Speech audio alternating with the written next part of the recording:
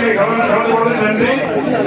இன்றைக்கு அதிமுக பொறுத்தளவுக்கு இன்றைக்கு எடப்பாடி அவர்கள் பொதுச் செயலாளர் அவர்கள் என்ன கட்டளையிட்டார்களோ அதை சிறப்பான முறையில் செயல்பட்டால் எம்ஜிஆருடைய ஆட்சி, அம்மாவுடைய ஆட்சி 2026 எடப்பாடி தலைமையில் அமையும்.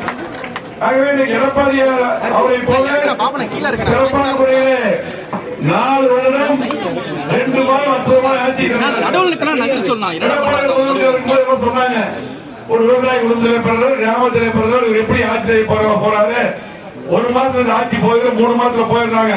ஆனால் 4 வருடம் 2 மாதம் அற்புதமான ஆட்சி தந்து மக்களுக்கு தேவையான திட்டங்கள் தந்து இந்த கோபி மட்டுமல்ல, இந்த ஈரோடு மாவட்டம் மட்டுமல்ல, கோவை மாவட்டம், திருப்பூர், ஈரோடு, தமிழ்நாடு முழுவதும் அதிகமான திட்டங்கள் என்ற முதலமைச்சராக அம்மா திட்டங்கள் மட்டுமல்ல, அம்மா நினைத்த திட்டங்களை போல செயல்படுத்தியவர், மக்களுக்கு தேவையான திட்டங்கள் போல தந்தவர்.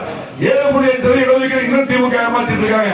ஆனால் இன்றைக்கு பாத்தீங்கன்னா திமுக ஏமாத்துறாங்க. 7.5 கொண்டு வந்து 600 மேற்பட்டவர்கள் எம்பிபிஎஸ் பிடிஎஸ் படிக்கிறாங்கன்னா எடப்பாடியார் காரணம். ஒரு கிராமத்திலே பிறந்தவர், ஒரு கிளைச்சலாக இருந்து பொதுச் செயலாளர் இருக்கிறார்களே. எடப்பாடியார் சொன்ன வழியிலே சிறப்பான முறையிலே நாம் செயல்பட்டால் கண்டிப்பாக நிச்சயமாக 2026 210 தொகுதிக்கு மேல் வெற்றி பெற்ற எடப்பாடி ஈரோடு மாவட்டம், குறிப்பாக ஈரோடு மாவட்டம் அதிமுக கோட்டை. எம்ஜிஆர் காலத்தில், அம்மா அதிமுக கோட்டை.